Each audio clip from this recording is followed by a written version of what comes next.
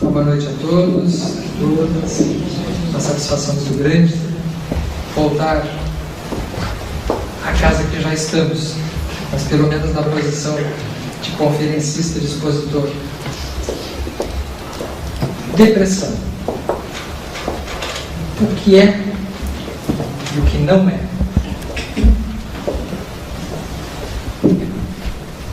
O que é?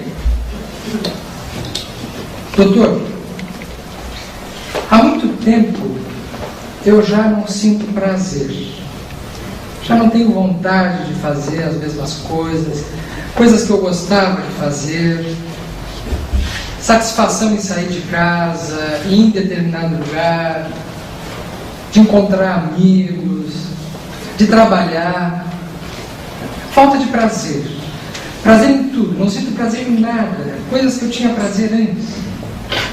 Sequer tenho prazer em me arrumar, tenho prazer na minha vida afetiva, e às vezes até tão difícil de dizer, mas tenho pouco prazer até de estar em família. Às vezes acontece de eu não ter problema nenhum. Se eu olhar em volta e tentar achar uma causa, achar um motivo do porquê que eu estou tão mal, eu não acho. O fato é que eu não sinto prazer. Além disso, o meu hábito alimentar já mudou. Poderá me dizer, estou comendo muito mais, ou estou sem fome nenhuma. Também não tenho prazer nenhum de comer coisas que eu gostava de comer. Refeições que eu fazia, às vezes passam horas sem eu ter vontade de comer. Ou poderá me dizer, eu sinto uma ansiedade, uma vontade que não é fome, mas é uma necessidade de estar mastigando e comendo uma coisa atrás da outra sem conseguir parar. Essas duas primeiras coisas, o prazer e a mudança do hábito alimentar. Mas não é só isso. O desânimo. Falta de vontade, sequer às vezes, de sair da cama. Aquilo que eu gostava de fazer, de me arrumar, para sair para trabalhar, não tenho vontade. Já até troquei de emprego, achei que fosse o trabalho, achei que fosse a convivência com as outras pessoas, mas eu fui para um outro emprego agora que me sentindo do mesmo jeito. Não tenho vontade de sair, não tenho vontade de conversar. É tão difícil de dizer isso, mas eu não tenho vontade de viver.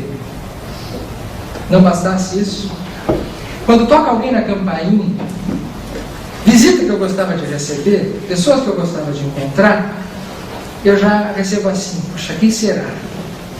Quem será que vem aí? Diz que eu não estou. Se tocar o telefone, alguém atende, porque eu, de preferência, não quero falar com ninguém.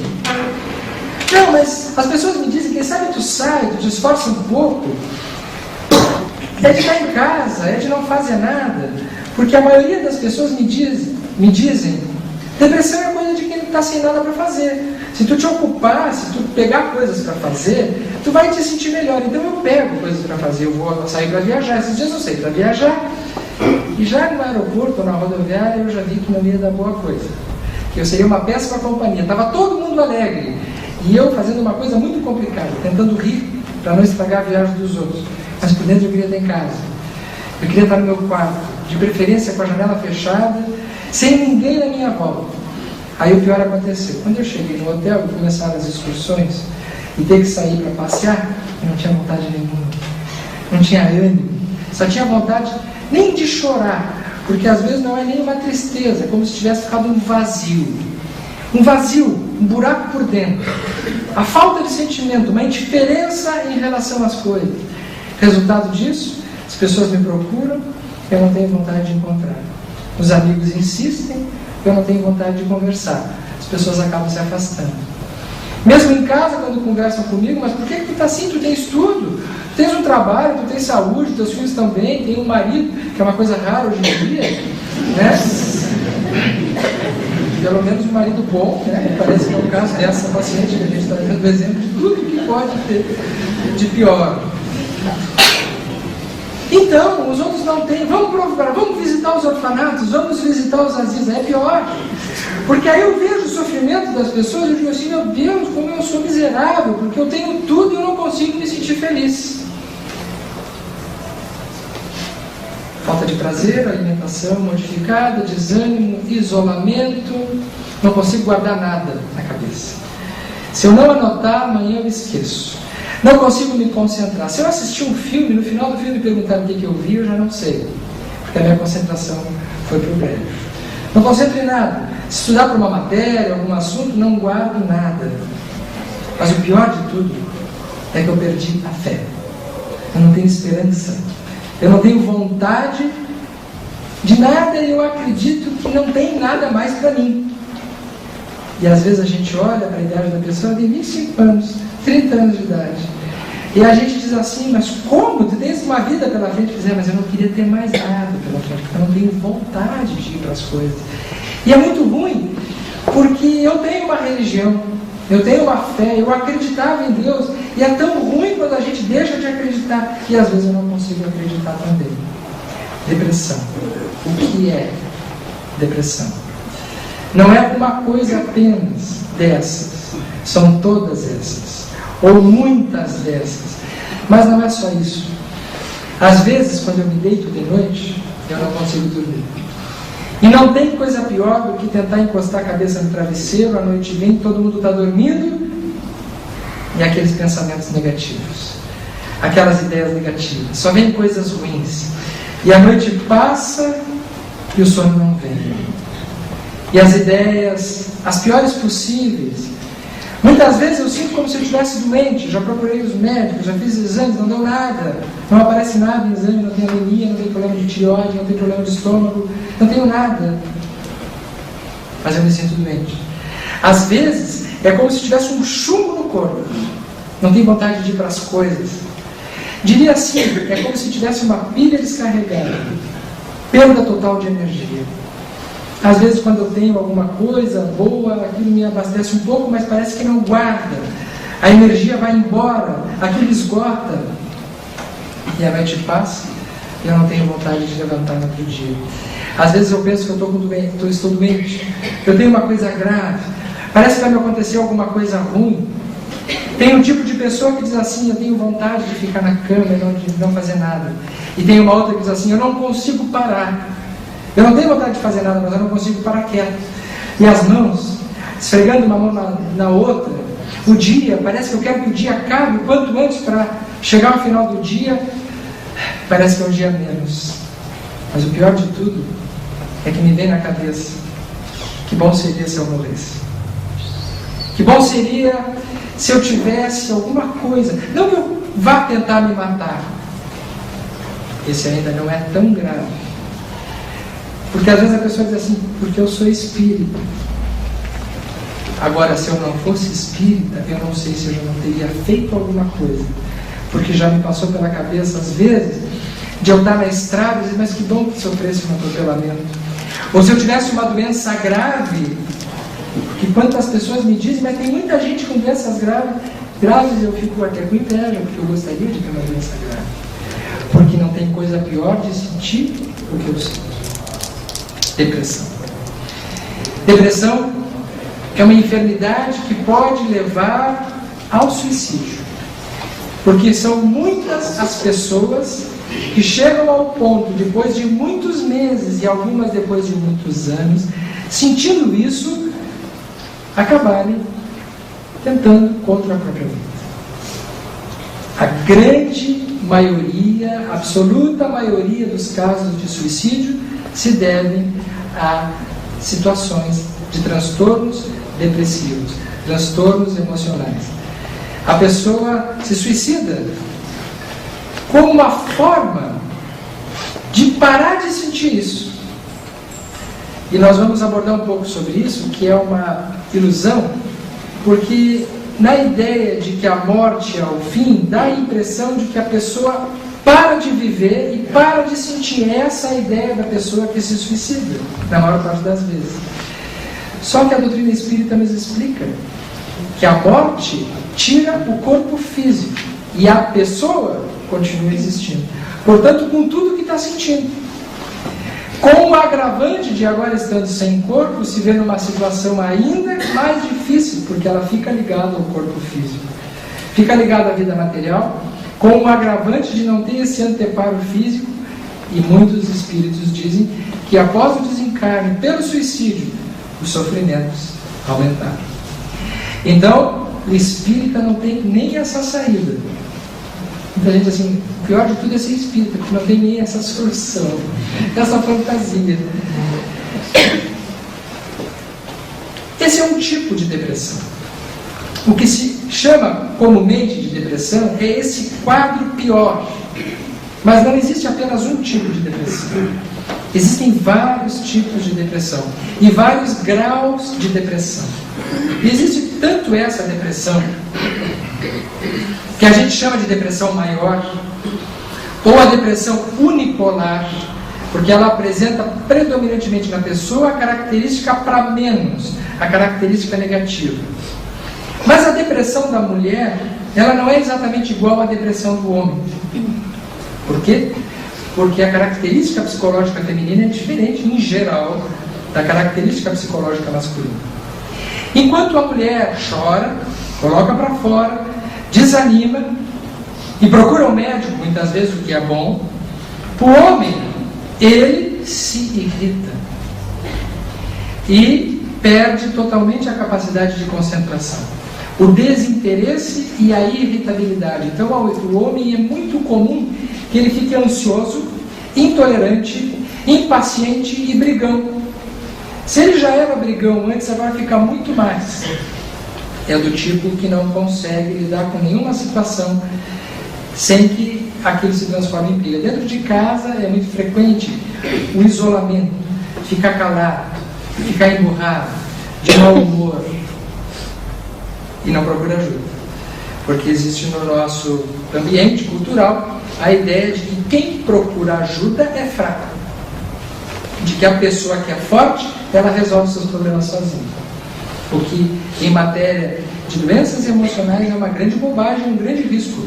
Porque quando nós estamos doentes, nós estamos impossibilitados de reagirmos sozinhos.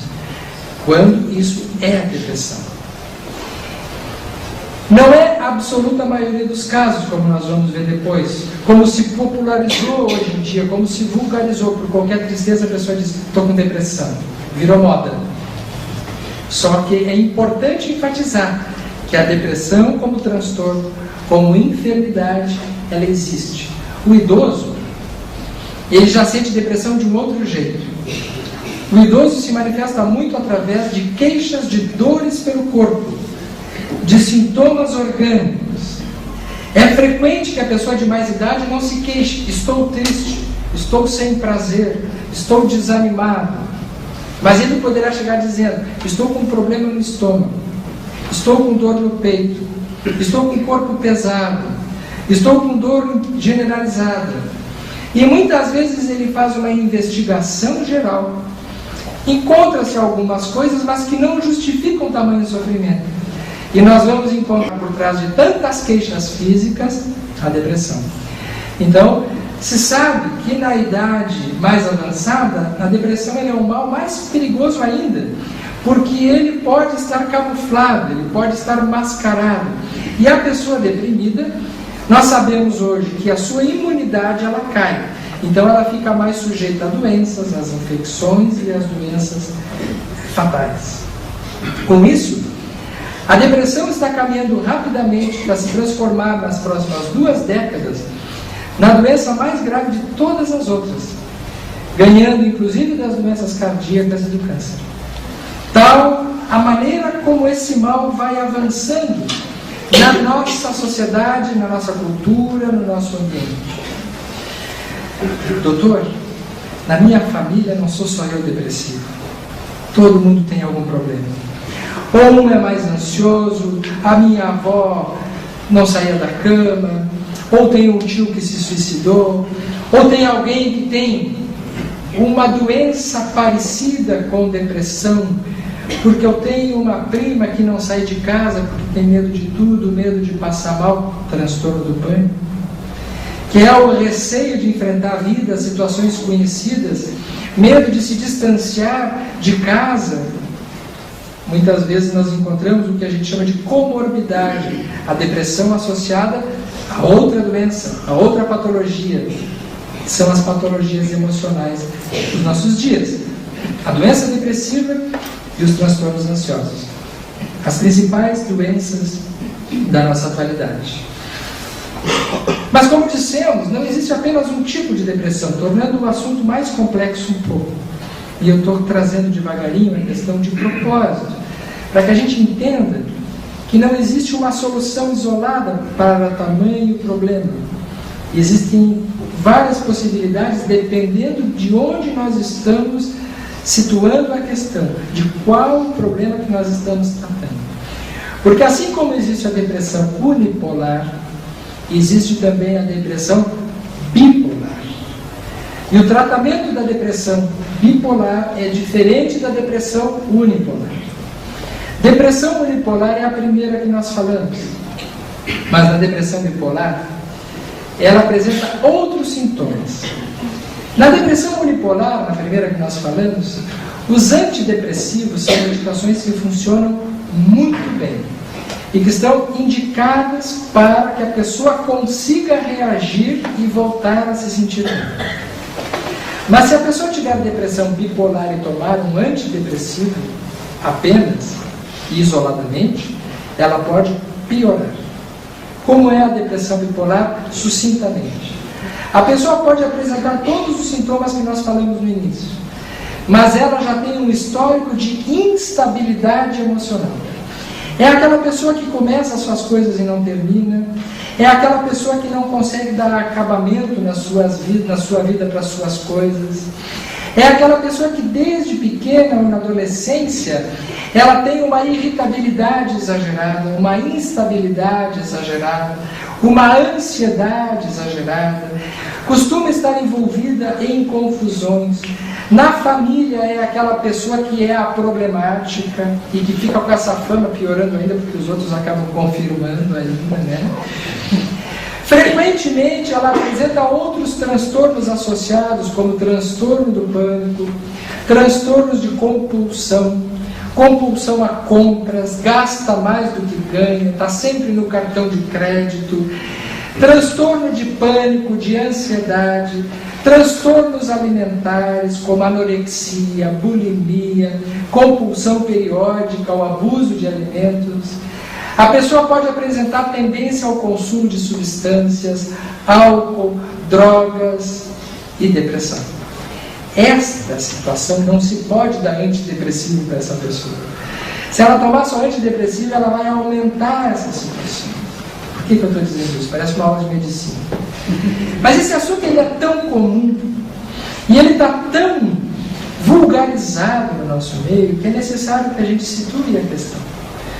Porque nós vamos vendo logo a seguir que outras coisas se precisa fazer, mas a primeira coisa que uma depressão precisa ter é um bom diagnóstico, para que ela tenha um bom tratamento. Porque eu sou de uma época, eu sou bem novinho, mas já faz tempo que isso aconteceu, em que se tinha medo e vergonha de consultar qualquer profissional da área de psiquiatria e psicologia. Assim como se tinha medo e vergonha de se ir no centro espírita. Porque a pessoa, quando vai no cardiologista, ela fala para todo mundo. É chique ir no cardiologista.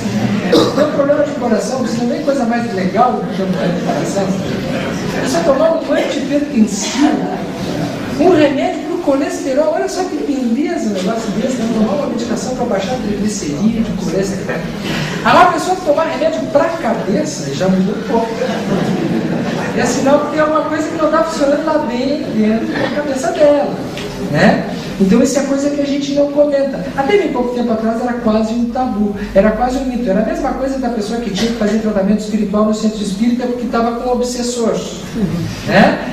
Esse era do pior tipo, porque além de louco era perturbado. Então pegava mal total.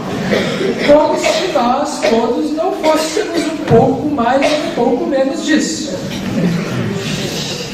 Então se tinha vergonha, a pessoa não ia. Eu falei da diferença de homem para mulher. Uma das diferenças importantes que a gente vai aprendendo à medida que vai trabalhando com o ser humano é que a mulher tem bem menos constrangimento de procurar ajuda do que o homem, né? Então a mulher, ela preenche as consultas psicológicas, as consultas médicas, E a busca de ajuda espiritual. O homem normalmente não vai. Ou quando vai, ele vai depois quando ela leva. Porque é frequente alguém ligar para a gente assim: doutor, eu quero marcar uma consulta. Pois não. É para a senhora? Não, é para o meu marido. Já sei. Mas ele quer ir? Agora ele concordou. Quando a pessoa diz assim, agora ele concordou, significa que já tem pelo menos uns 5 anos de uma tragédia de vida, em que a vida foi quase que para o espaço e só se mantém junto por graça divina. Ele concordou. Então, assim como o homem, quando era pequeno, era a mãe que levava na consulta, depois que ele casa, é a esposa que leva. E aí, então, ela entra junto com ele, né? Quando ela vai, é engraçado que na sala de espera o homem levanta e ela fica sentada e diz assim. Quem disse? No telefone a mulher já adianta, diz assim, antes dele entrar, já vou lhe dizer assim, e conta tudo no telefone. Ele não vai lhe dizer, ele não vai contar que tem isso. Está anotando? Vai falando, o homem não vai falar. Aí então, quando ela tem uma tentativa assim, de deixar ele à vontade, assim, aí ele olha para ela e diz assim, entra. E aí, ela pode entrar, doutor? Eu digo, pode, eu já sei. Porque quem vai falar mesmo é ela. Aí ela entra e não fala, ela está louca para falar. Ela sabe tudo que acontece. Aí ela senta e diz assim, olha para ele e diz assim, tá, agora fala. Conta tudo. E ele olha para ela e diz assim, fala tudo que sabe. Aí ela fala, não precisa falar 2 vezes, né? Não precisa pedir 2 vezes. Aí ela começa a falar. E aí conta tudo que deve e o que não deve. Aí fica feia, por exemplo, você tem que pedir para não sair, para não dar divórcio, enfim, naquela hora que ela. Mas tudo isso para dizer que como é difícil, às vezes, a pessoa admitir que está com um problema, que está com uma dificuldade, que está precisando de ajuda. E nós sabemos que os homens se suicidam 4 vezes mais que as mulheres. Existe uma estatística que mostra que as mulheres têm o dobro de depressão que os homens. Mas é uma estatística duvidosa. Por quê? Porque nas mulheres é detectado. Porque há a queixa, há a busca de ajuda, e o homem não. Por que o homem se suicida 4 vezes mais? Algumas possibilidades. Uma delas é que o homem sofre calado por muito tempo. E quando ele não aguenta mais, ele termina com a história de uma forma agressiva. A forma de suicídio do homem normalmente é uma forma violenta. Os homens normalmente se suicidam por arma de fogo, por enforcamento. E as mulheres normalmente por envenenamento. O que faz com o envenenamento que dê tempo, muitas vezes, de buscar ajuda. Mas no enforcamento com armas de fogo não dá tempo. Então as mortes dos homens, elas normalmente são fatais, as tentativas de suicídio. Então, nós vemos que estamos diante de um problema muito grave, de uma situação muito grave. O que existe por trás do que realmente é depressão? Existe uma estatística alarmante. Pessoas que já muitas vezes desde pequeno apresentam características desse mal. Em famílias que têm outras pessoas que já apresentam esse mal. Então nós vemos que os espíritos, quando nós reencarnamos numa determinada família. E nós muitas vezes vamos desenvolver nessa família as situações, passar por determinadas coisas e termos determinados males, como algumas doenças, que geneticamente já está predisposto pela tendência hereditária a nós desenvolvermos ou não. É por isso que muitas vezes uma família inteira tem depressivos. São espíritos que já vêm ligados de outras encarnações e que precisam passar por experiências semelhantes. Não para permanecer em depressão e com a doença o resto da vida, mas para lutar contra esse problema, muitas vezes durante a vida toda, aprendendo através dessa experiência a valorizar todos esses estados anteriores como o prazer, o ânimo, a disposição, que nessa encarnação, às vezes, a pessoa sozinha, em muitos momentos, ela não consegue. Então, inicialmente, e dando continuidade a esse primeiro momento, eu gostaria de dizer o seguinte: não há vergonha nenhuma em uma pessoa ter depressão. Gostaria de dizer bem alto, em bom tom, que espírita tem depressão. Que espírita pode ter depressão. Assim como pode ter hipertensão, como pode quebrar a perna, como pode ter problema de tireoide, como pode ter anemia, como pode ter câncer, e como pode ganhar a loteria também, né? Se jogar. Mas pode ter depressão. É um mito a ideia de que a pessoa, frequentando o centro espírita ou trabalhando no centro espírita, ela está imune à depressão. Não. Né? São coisas diferentes. A depressão como doença, ela pode se estabelecer mesmo a pessoa sendo um trabalhador exemplar da doutrina espírita. Mesmo sendo. Isso é tão necessário dizer, porque às vezes se cria uma certa confusão de que parece que a pessoa não está se esforçando o suficiente para estar bem. Se ela realmente estiver com depressão, ela não consegue. E ela precisa de tratamento. Precisa de tratamento como precisa de tratamento para qualquer outro problema de saúde. Então, assim, apenas o tratamento espiritual nesses casos não resolve. Ela precisará ter acompanhamento médico e acompanhamento psicológico para conseguir sair daquele estado. Depois nós vamos ver que as pesquisas mostram que as pessoas que têm uma atividade espiritual, elas se recuperam mais rápido. E elas ficam menos tempo tomando medicações e tomam doses menores. Isso é verdade. Que o atendimento espiritual e a dedicação espiritual diminuem muito o índice de depressão e da gravidade das depressões. Mas fato que a pessoa poderá ter também essa depressão. Buscar ajuda médica. Muito cuidado com a vulgarização do que hoje em dia nós temos, infelizmente, como uma tendência generalizada das pessoas pegarem receitas sem passarem por avaliações.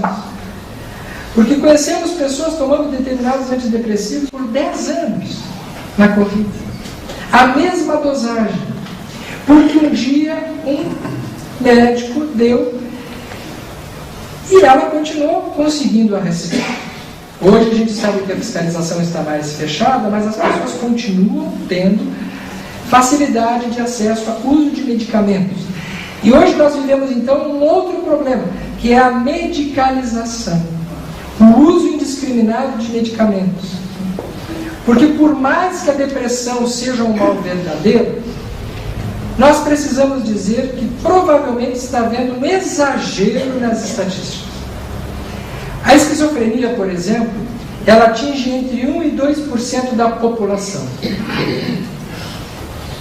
Os transtornos obsessivo-compulsivo, déficit de atenção, atingem mais ou menos essas marcas. E a depressão se estima que já atinja em torno de 30%, podendo chegar a 50% da população. Tem alguma coisa errada aí. Sob o ponto de vista de doença psiquiátrica, essa estatística, ela provavelmente está juntando pessoas que estão tendo outras coisas, que estão chamando de depressão. E na verdade não é depressão. Para se ter depressão, é necessário que a pessoa tenha um dos 2 primeiros sintomas que eu falei para vocês, que é a falta de prazer ou a alteração alimentar. Durante pelo menos mais de 2 semanas seguidas e de preferência por vários meses, com mais 5 dos outros sintomas continuadamente. Não sendo assim, provavelmente não é depressão. Se a pessoa tiver um motivo, se a pessoa tiver uma causa externa na sua vida, por exemplo, se a pessoa teve um desencarne na família, ela está passando por um luto, ela vai apresentar todos esses sintomas. Perdeu alguém, como a gente disse, alguém desencarnou. Então ela vai apresentar esses sintomas. Isso não é depressão, isso é luto. Isso é tristeza profunda. Isso é normal para o fato. Então não se dá medicação nesses casos. Quando a pessoa acorda triste, porque perdeu o emprego, porque perdeu o namorado, ou porque está tendo problemas com os filhos. E isso está trazendo uma alteração emocional. Isso por si só não é depressão. Ela poderá estar apresentando outros problemas, como veremos também, como os problemas espirituais, problemas obsessivos, que têm razões diversas, desde razões de problemas conjunturais no seu ambiente, até a escolhas erradas que ela fez na vida. Ela não deve tomar medicação por causa disso. Mas o que nós assistimos hoje em dia é que as pessoas têm uma tendência a lançar mão do medicamento para aliviar o sofrimento de forma rápida. Então nós estamos tendo, além dos quadros emocionais problemáticos, um outro problema, que é uma espécie de dependência química medicamentosa. A pessoa usando o remédio de forma continuada, sem orientação. Isso é uma coisa muito complicada. Porque nós vivemos uma sociedade, o nosso momento atual, é muito delicado pelo seguinte: se vulgarizou a ideia de que o ser humano normal é o ser humano feliz o tempo todo. E a pessoa sem problemas, a pessoa que está alegre, a pessoa que está para frente. É verdade que nós nascemos para sermos felizes. Mas é mais verdade ainda que a gente nasceu para conquistar a felicidade. E não para ser feliz a qualquer custo, desde já. Porque a gente sabe que na nossa vida nós temos várias dificuldades, que é impossível, diante dessas dificuldades, a pessoa ser plenamente feliz. Se eu tiver uma dificuldade no relacionamento, ou no meu trabalho, ou uma perda, ou uma doença, e naquele momento eu não posso estar feliz. Por quê? Porque existe um sofrimento intrínseco, resultante daquela situação. Se eu fizer uma escolha errada na minha vida, se eu resolver abusar da minha saúde, começar a frequentar ambientes que vão me fazer mal, conviver com pessoas que não são boas para mim, a minha qualidade de vida vai ficar muito ruim. Provavelmente eu vou me dar mal no meu trabalho, eu vou me dar mal no meu casamento, eu vou me dar mal na minha relação, e aí eu vou gerar um sofrimento para mim. Aí eu não posso dizer que isso é depressão. Porque na verdade isso é um sofrimento consequente às escolhas erradas que eu fiz.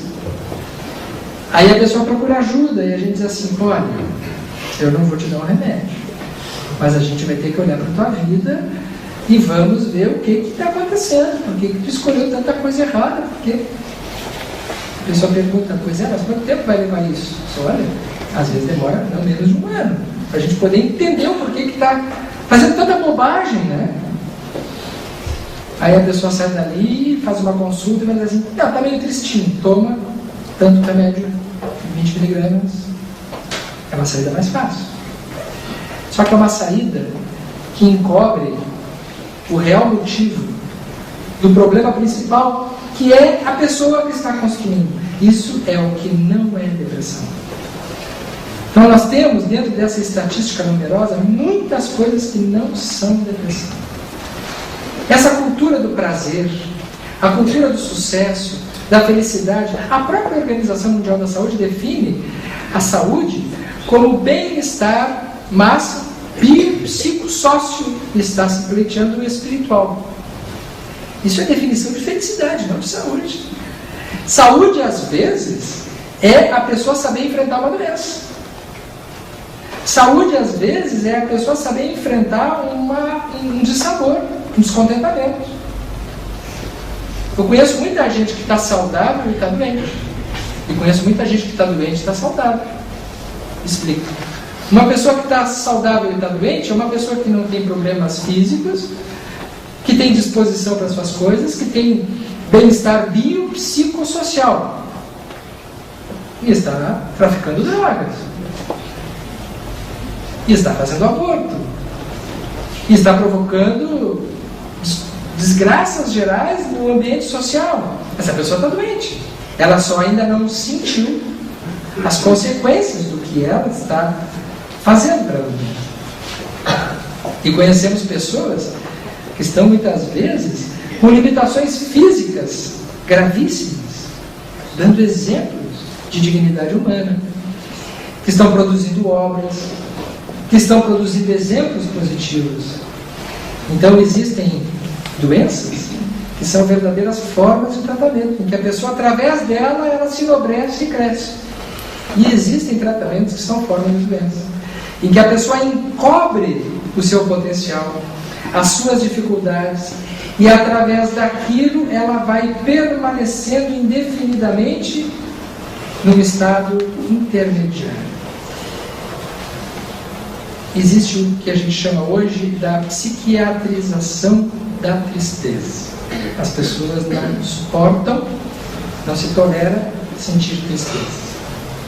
E, no entanto, a tristeza, ela tem um papel fundamental na nossa vida. Existem pesquisas que mostram que as pessoas que estão sempre alegres, sempre está tudo bem, são pessoas normalmente superficiais e despreparadas. Porque são pessoas que não conseguem enfrentar dificuldades. Se a pessoa estiver tudo muito bem na sua vida, isso nós podemos olhar para a nossa própria vida. Se nós estivermos bem financeiramente, bem materialmente, bem, a gente fecha os olhos para o que não está bem no mundo. E tem gente que vive assim, né? Tem gente que diz assim, não me fala de problema, não me diz nada ruim. Isso é um exagero, né? Porque se por um lado é importante a gente buscar o nosso bem-estar, a nossa felicidade, a nossa saúde, o que é saudável, o que é uma conduta natural, por um outro lado, é um sintoma a pessoa não tolerar momentos de dificuldade. Porque quem de nós não tem momentos de dificuldade? Quem não teve uma doença na família? Quem não teve um problema de relacionamento com um filho? Ou com um marido, ou com um namorado, ou com um amigo no trabalho? Se a gente tem um desentendimento com alguém, não é possível chegar de noite, encostar a cabeça no travesseiro e dormir como se nada houvesse. Isso seria um sintoma. A gente deita pensando naquilo e às vezes acorda pensando naquilo. Sabe por quê? Porque não há maneira de resolvermos uma situação que não está bem se não estivermos ocupados com ela. Então, as doenças, as tristezas, elas têm também uma função. Uma das últimas pesquisas da Scientific American, que é uma revista muito reconhecida internacionalmente, mostra que pessoas que já passaram por depressão e que conseguiram sair da depressão, tendo trabalhado aquele estado emocional, elas são pessoas, em comparação com pessoas que não tiveram depressão, pessoas que têm mais profundidade, porque passaram a entender outras pessoas que já tiveram o mesmo problema. Uma pessoa que passa por um problema profundo, uma tristeza, ela tem condições de entender as tristezas dos outros. Se a pessoa nunca passou por tristeza nenhuma, ela tem uma compreensão intelectual, mental do que deve ser o sofrimento, mas ela nunca sentiu aquilo.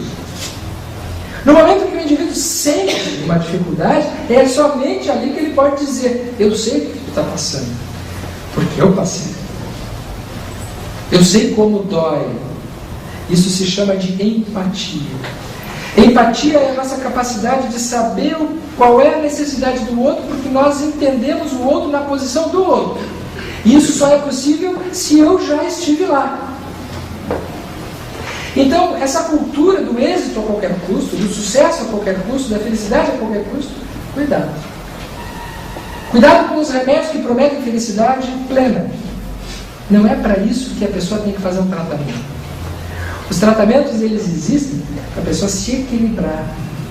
Mas é necessário que ela faça um olhar para dentro também, para encontrar as suas motivações, as suas razões internas. Por trás de muitos desses acontecimentos chamados depressivos, existem situações da vida da pessoa que não foram bem trabalhadas. Situações da infância, situações bem recentes, situações atuais. É impressionante como as pessoas têm dificuldade de olhar para os seus problemas. O ser humano tem uma capacidade muito sofisticada de fugir dos problemas, de não enfrentar. de deixar para depois, é que nem dieta, né? Segunda-feira eu começo, né? Segunda-feira eu começo a dieta. Até lá, aproveitar, né? Mas se der um feriado na terça, aí já a dieta da segunda, aí só na quarta, como é meio de semana, deixa para a segunda que vem. E assim, nós temos uma tendência a adiar as coisas importantes que nós precisamos fazer nas nossas vidas. Então, o Espiritismo, ele nos aponta não para uma vida de sofrimento. Não é isso que a doutrina espírita nos mostra. O Espiritismo não aplaude uma pessoa que permanece na dor, não é isso. Mas o Espiritismo é uma doutrina que nos situa no sentido de que a nossa vida na Terra é uma vida de busca de estados melhores, mas de enfrentamento dos estados piores. E no momento que nós entendemos que alegria e tristeza são dois lados da mesma moeda, e que nós precisamos vivenciar continuamente esses estados, em determinado momento a vida está nos sorrindo e nós somos mais felizes, mas em outro momento a vida é que nem a noite, ela perde a luminosidade e nós temos que mergulhar nesses estados. E como dizíamos, esses estados emocionais mais melancólicos, eles levam a pessoa muitas vezes a ficar mais reflexiva. É frequente que pela primeira vez na vida a pessoa pare para pensar nas suas reais situações. Conhecemos pessoas que nunca olharam para os seus filhos com o olhar que passaram a ter, depois que sentiram dificuldades em si mesmas. E somente assim puderam entender e valorizar o que os seus filhos têm, o valor que cada coisa tem na nossa vida. Infelizmente o ser humano é assim. Nós muitas vezes precisamos perder a saúde para valorizar a saúde. Não é assim que acontece? Agora deu esses dias ruins em Pelotas, né? Quanta gente se resfriou, ficou de cama, não pôde trabalhar. Pô, essa foi a parte boa da vida. A pessoa ficou mal, ficou acamada, perde a saúde, porque a nossa felicidade ela é muito tênue, vejam. Se a gente estiver com 38 graus de temperatura, a gente já não é feliz, não é mesmo? Basta uma febrezinha, uma diarreia, boba, aquela bem bagacinha, né? Já não serve para nada cidadão, né? Já pensou no estômago, aquele rotavírus que é uma beleza, né? Para quem detesta, enfim. Bom, não consegue comer nada, não tem prazer, parece que está com depressão, né? A pessoa com depressão, quando é depressão mesmo, é como se ela tivesse um rotavírus permanentemente. Só que ela não tem o vírus físico. Aquilo ali é um acontecimento neuroquímico e energético que acontece na pessoa. Então ela realmente fica mal, por isso que ela precisa de ajuda. Mas tudo isso para dizer que as nossas condições de equilíbrio, de bem-estar, elas estão sujeitas a interferências muito sérias. Então, o que fazer e o que não fazer? O que fazer? Precisamos cuidar de nós, é verdade. Todos nós precisamos cuidar da nossa vida, precisamos de cuidados médicos quando eles estão indicados, cuidados psicológicos quando eles estão indicados, e cuidados espirituais.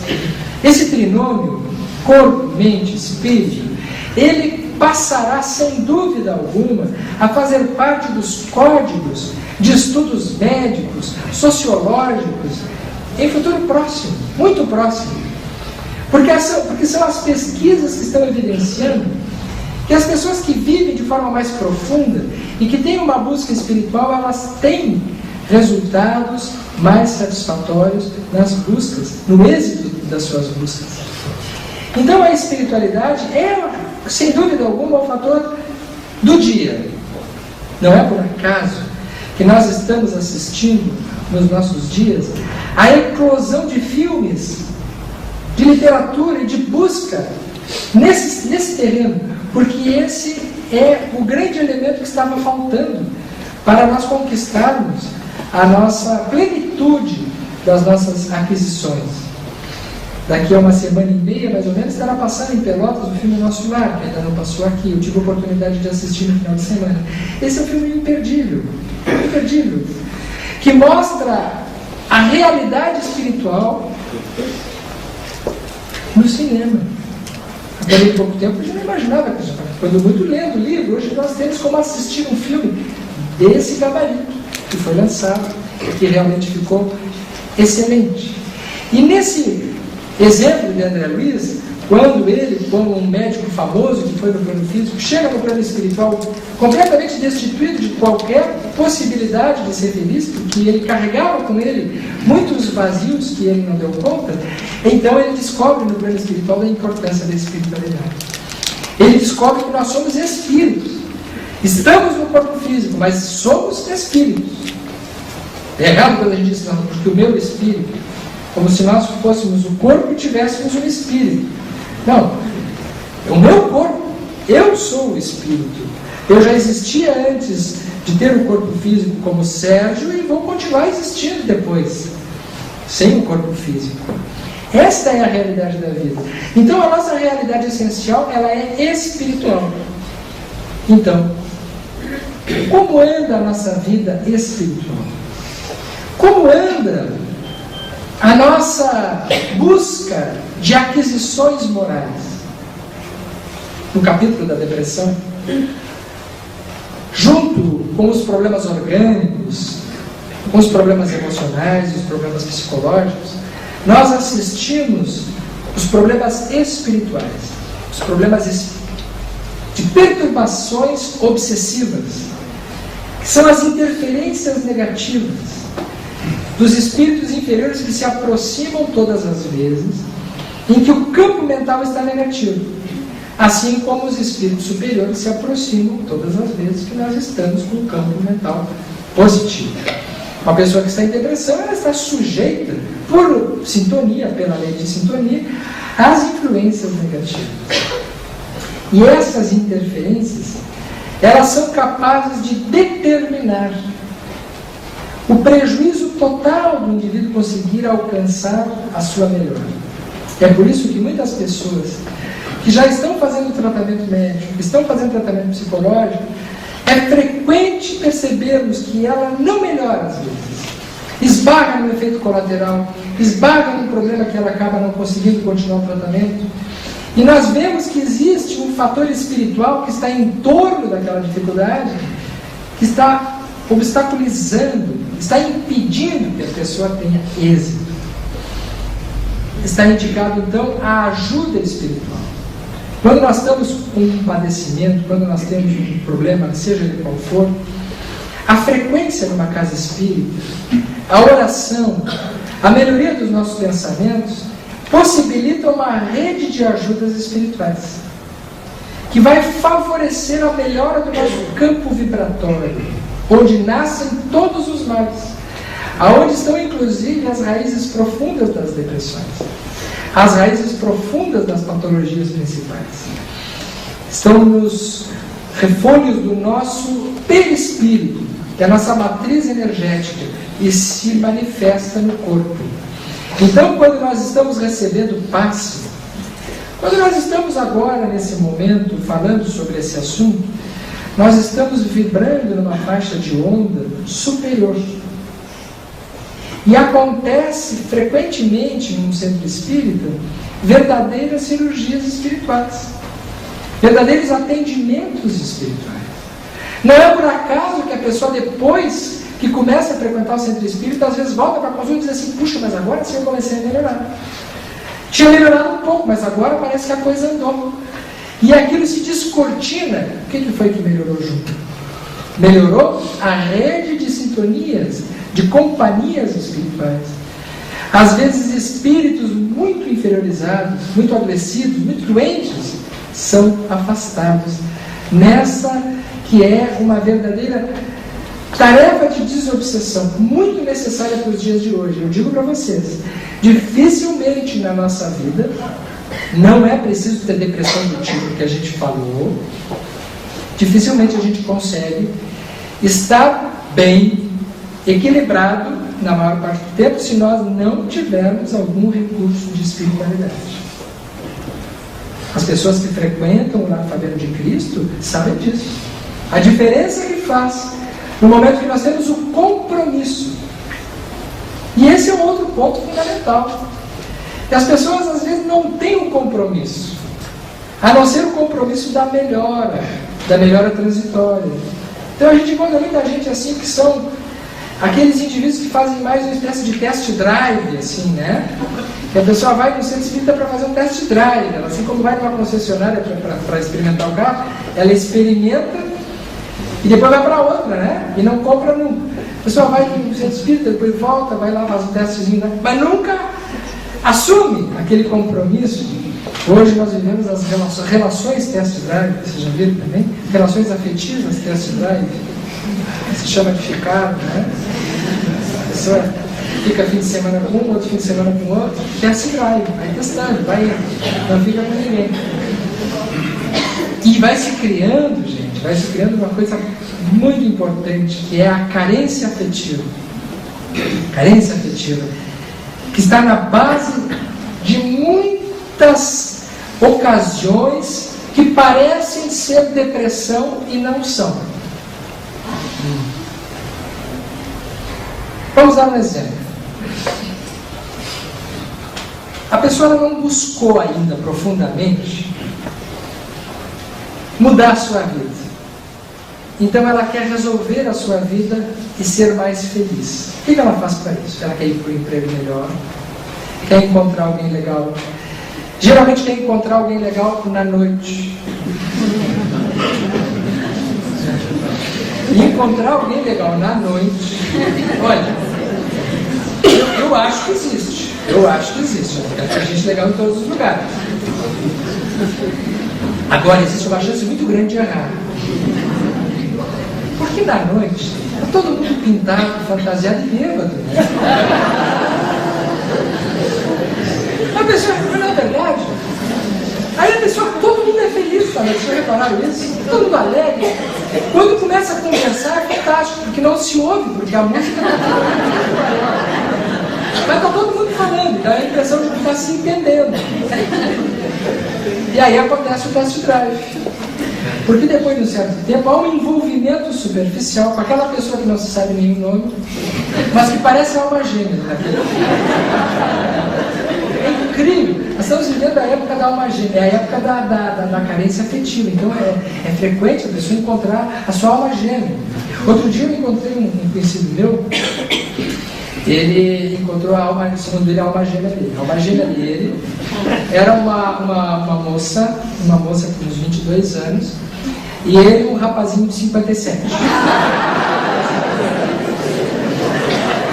Ele disse para mim, olha, eu poderia minha alma gêmea.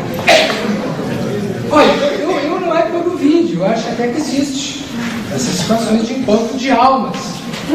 Mas o mais comum não é que alguém de 57 encontre uma alma de alguém de 22. Ali não há encontro normalmente de almas, existem outros encontros que estão acontecendo. No caso dele, ele tinha sido bastante pobre na juventude dele, e ele ganhou bastante dinheiro, então ele estava não preciso dizer que ele já estava separado, né? Com os filhos já com mais idade até do que a alma gêmea dele. E ele então encontrou a alma gêmea. Quando ele me apresentou a alma gêmea, olha, ainda bem que a Janine não está sendo filmada, ela vai ver. Eu achei que era a minha alma gêmea.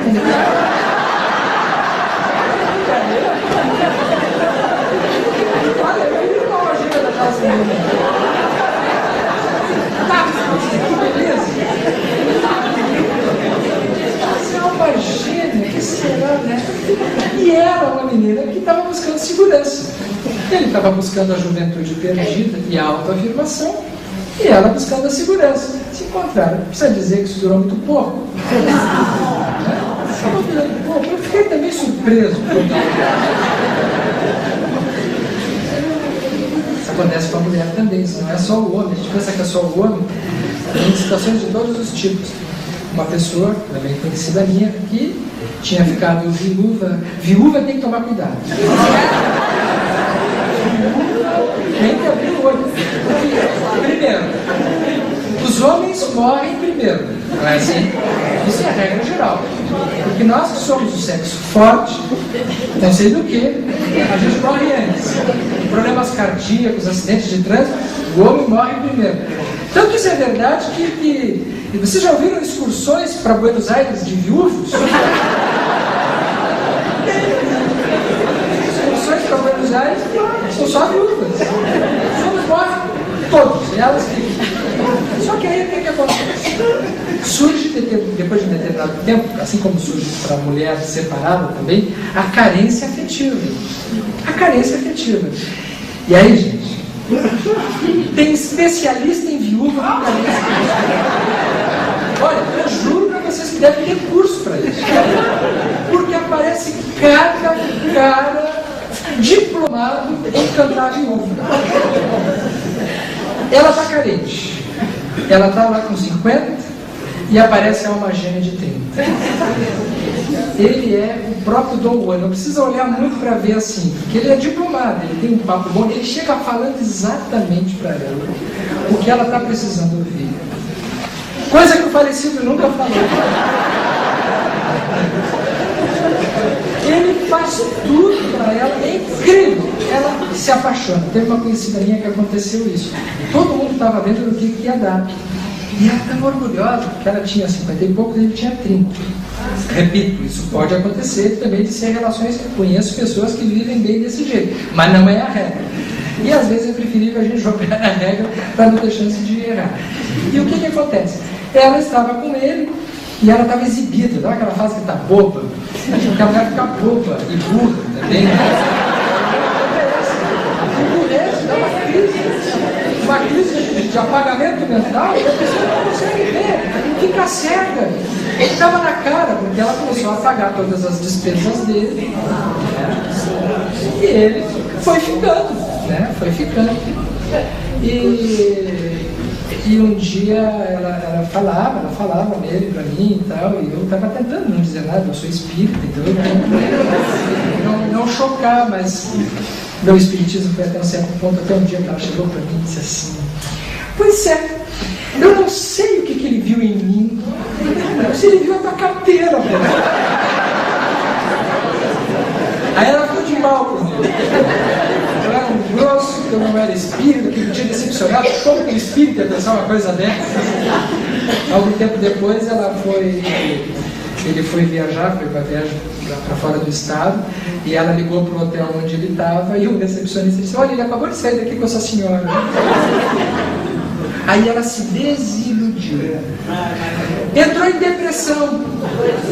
Aí eu procurou: estou com depressão. Eu disse: não é depressão. Tu estava em euforia antes. Tu estava doente antes, agora está ficando boa. Agora é a cura. Tu quer me dar um remédio? Não vou, não dou. O remédio está sendo dado pela vida, é com a chance de poder te encontrar com a tua realidade. Mas eu estou desiludida. Só se desilude quem se ilude. O problema está na ilusão. A desilusão é a solução. Quando a gente se desilude, a gente sofre. Mas quando a gente se desilude, a gente vê exatamente a realidade que a gente está. Isso não é depressão. A pessoa olhar para a sua vida e dizer assim: pois é, eu já estou com 50 anos, talvez eu precise de um companheiro. Tem que achar alguém legal. Mas tem que ser alguém que divida na mesma ordem de interesses, que possa ter uma troca afetiva de valores compatíveis com as necessidades. A nossa vida atual é uma vida de apelos à juventude. Então todo mundo tenta ser feliz no modelo da juventude. Se estiver fora daquele modelo, já se torna depressão. Por isso tem 30%, 50%. E nós vamos ter que lidar cada vez mais com essa realidade. Que é a realidade de nós sabermos nos posicionar na vida, e não tem outro jeito, se nós não nos voltarmos para os valores espirituais. Porque nós precisamos de prazer, nós precisamos de coisas boas, mas nós precisamos, sobretudo, de fundamentação na nossa vida. Fundamentação moral. Para que nós nascemos aqui? Por que nós estamos aqui? O que nós precisamos conquistar na nossa vida? Que tipo de valores nós precisamos desenvolver?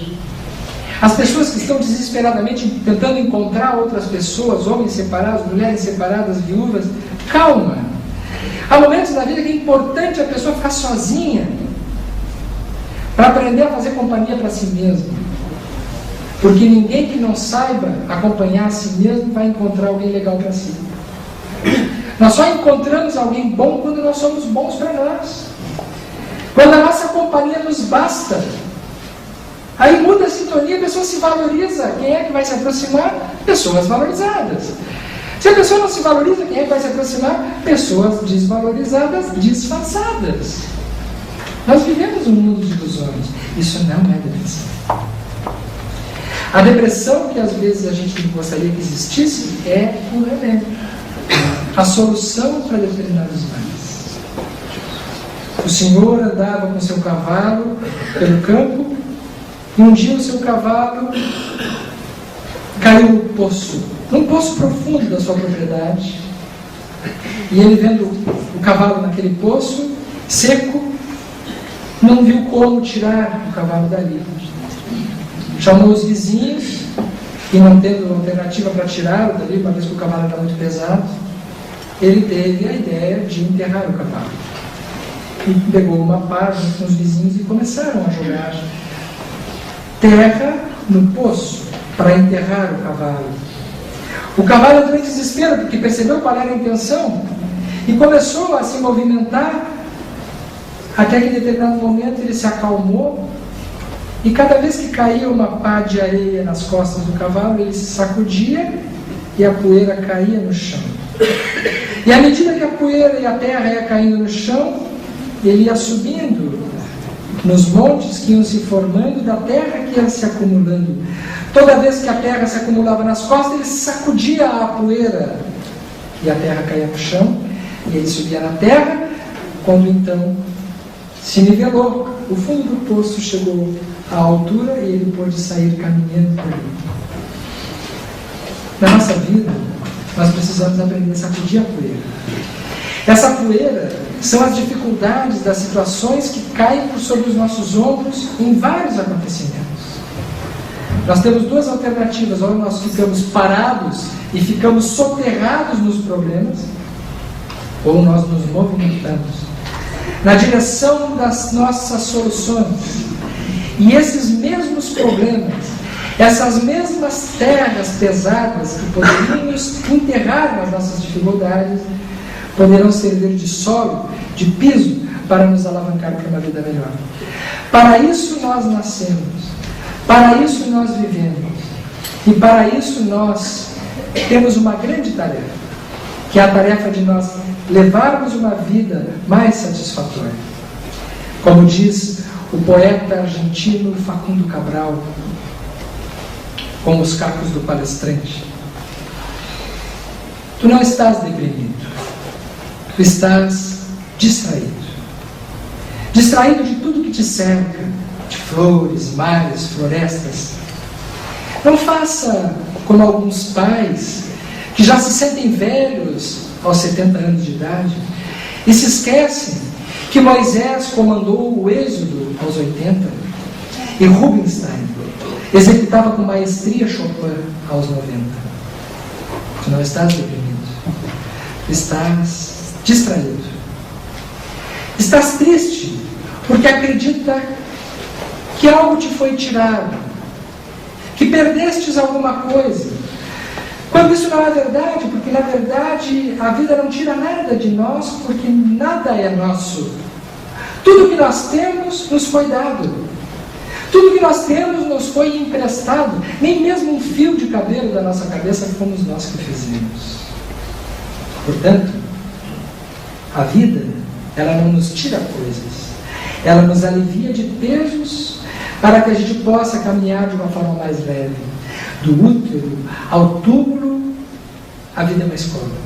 E o que nós chamamos de problemas são as lições que nós precisamos aprender. Portanto, nunca perdemos nada e nunca perdemos ninguém.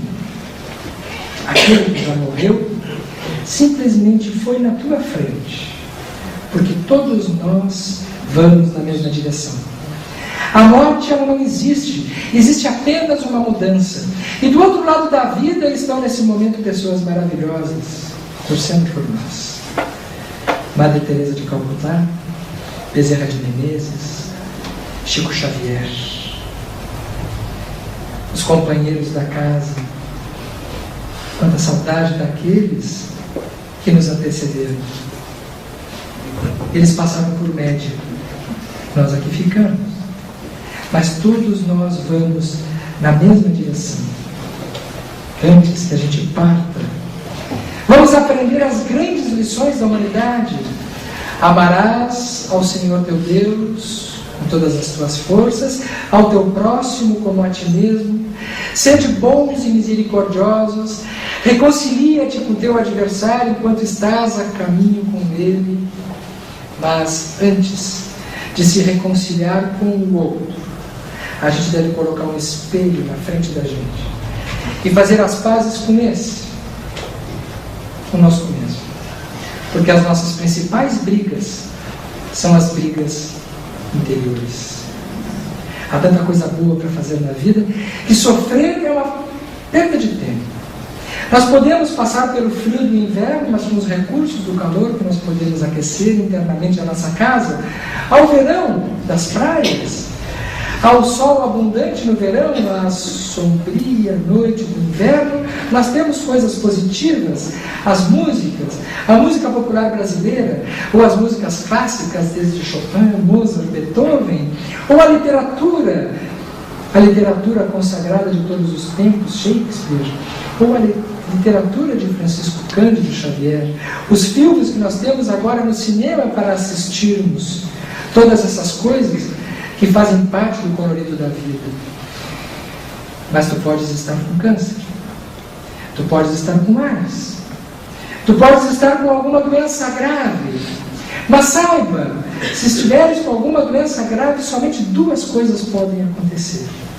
Numa, a doença vence, e isso não é de todo ruim, porque se a doença vencer, tu vais para o outro lado da vida e não vais precisar mais que comerei, que beberei, que vestirei, como resolvo esse problema amanhã, porque todas essas situações estarão solucionadas instantaneamente, graças à tua evolução, como daqueles que te antecederam. Mas também poderá acontecer que tu venças a doença, o que é muito provável, porque a vida é generosa. E com os recursos que nós temos hoje, essas doenças que citamos têm tratamento e têm soluções, do câncer à depressão. Então tu poderás ser mais humilde, poderás ser mais simples, poderás retornar à vida com possibilidade de ajudar aos outros e ser mais feliz. Tu não estás deprimido, tu estás desocupado. Te ocupa da criança abandonada, e essa criança talvez possa ser sócia do teu filho no futuro. Te ocupa do idoso, há tantos idosos precisando de ajuda, e quando tu chegares na tua vez, outros te auxiliarão. Deus nos dá a oportunidade de silenciosamente fazermos o bem. E o bem, ele é a maioria no universo. A gente não acredita nisso. Mas o bem é a maioria, mas é silencioso, nós não percebemos. Uma bomba nesse momento chama mais atenção do que os milhões de carícias que estão alimentando a vida. E Deus nos ama tanto. E Deus te ama tanto, que se Ele tivesse uma geladeira, a tua foto estaria colada nela. Se Ele tivesse uma carteira, a tua foto estaria dentro dela. Todas as vezes que tu queres falar com Ele, Ele te escuta. Ele te manda flores em cada primavera. Ele poderia viver em qualquer ponto do universo, mas não. Entre os mais belos recantos da sua morada, das mais distantes galáxias inexploradas, Ele escolheu o teu coração. Forte abraço a todos. Muito obrigado.